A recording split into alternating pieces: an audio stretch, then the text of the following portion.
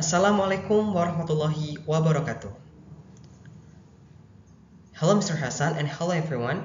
My name is Agung Wibowo. I am a student at STKIP PGRI Pacitan, major in English Education Study Program, and currently I am in semester 6 now. And then today I'm going to talk about cohesive devices in English, grammatical cohesive devices. Okay, next. The first the first chapter is about cohesive devices. So, what is actually cohesive devices, guys? So, cohesive devices actually are words or phrases that help to connect sentences and a paragraph in a text. Okay. So basically, like this is just a connecting word like that. These grammatical cohesive devices include, okay, cohesive devices actually will make your text more coherent and then logical and easy to follow. Cohesive devices consist of four main types of cohesive devices. These are referential cohesion, substitution, ellipsis, and then conjunction. Okay, like the first we're gonna discuss about referential cohesion. So what is referential cohesion?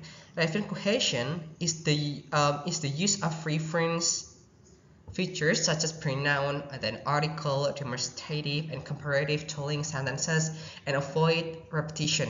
For example, in the sentence, he likes coffee but hates tea. Okay, the pronoun he refers back to a person that was mentioned before.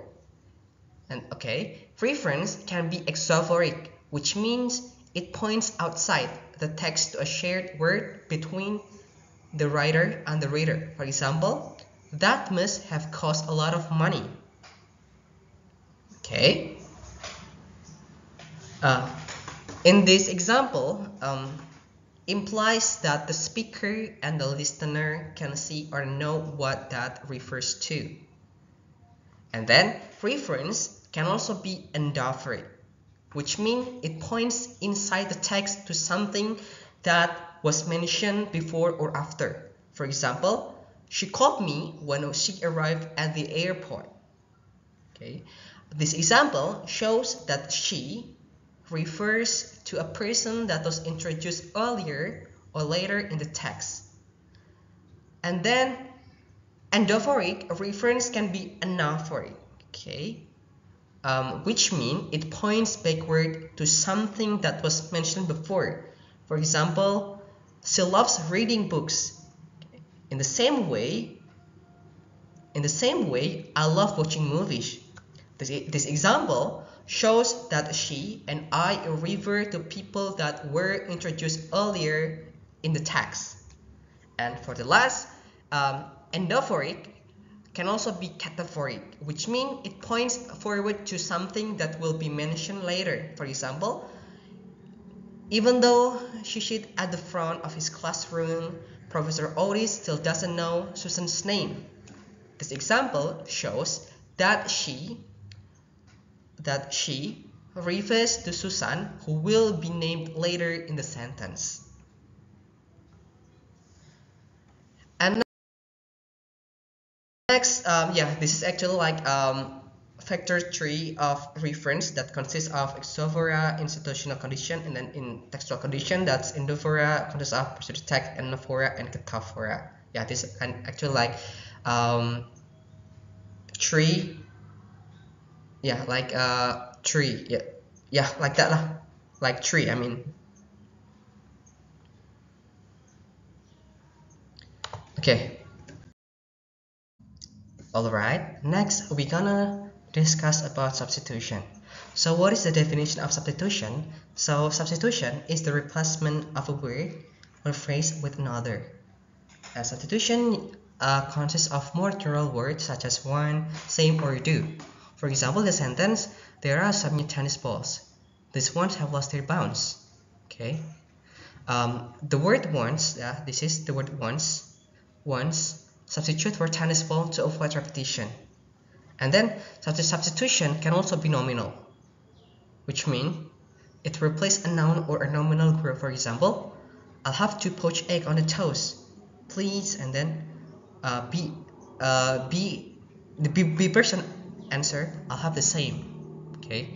And then for this example, okay, shows that same substitute for poached egg on toast. And then substitution can also be verbal, which means it replaces a verb or a verbal group. For example, have you been working? And then B answer, yes, I have. Okay. From this example, we could recognize that have substitute for been working. Okay. For next, substitution can also be clausal, which means it replaces a whole clause. For example, is it going to rain? And then B answer, I don't think so. Okay. From this example, show that so substitutes for it is going to rain. So like agreeing something from a question like that. Next is about ellipsis. So what is ellipsis? Ellipsis is the omission of a word or phrase that can be understood from the context. For example, in the sentence, my kids play an awful lot of sport. Both are incredibly energetic. Okay. From this example, the personal pronoun my kids, is omitted from the second sentence because it can be inferred from the first sentence, like that. And then ellipsis can also be nominal, which means it omits a noun or a nominal group. For example, he likes coffee but hates tea. From this example, shows that he omits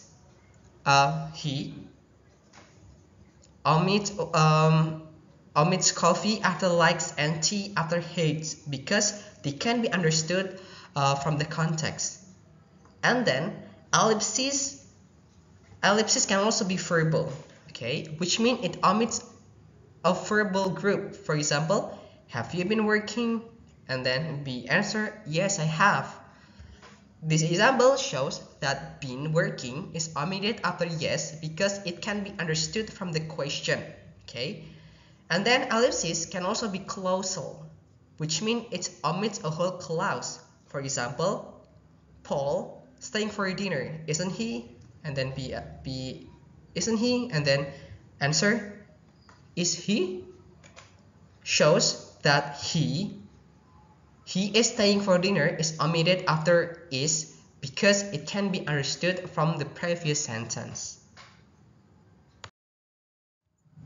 Okay, next in this next chapter we're gonna discuss about conjunction. So what is conjunction?